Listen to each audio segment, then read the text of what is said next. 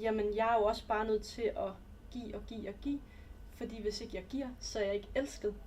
Og det er jo et eller andet sted, det vi mennesker er enormt bange for, det er ikke at være elsket. Og det er jo faktisk noget, der stammer helt tilbage fra barndommen på en eller anden måde, hvor vi har lært fra vores primære omsorgspersoner, at hvis du gør sådan og sådan og sådan, så er jeg allermest glad, så har jeg allermest overskud, og hvis jeg har overskud til dig, altså hvis mor eller far eller anden omsorgsperson har overskud til dig, jamen så har du også sikret din overlevelse.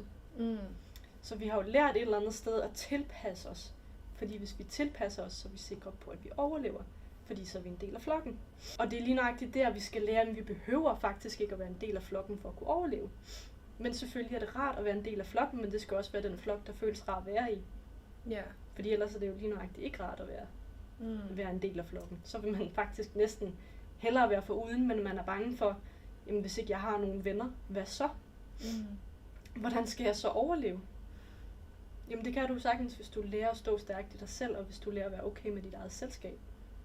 Og når du lærer at være okay med dit eget selskab, så lærer du også at være 100% dig, og tiltrække de mennesker, som kan lide dig for dig.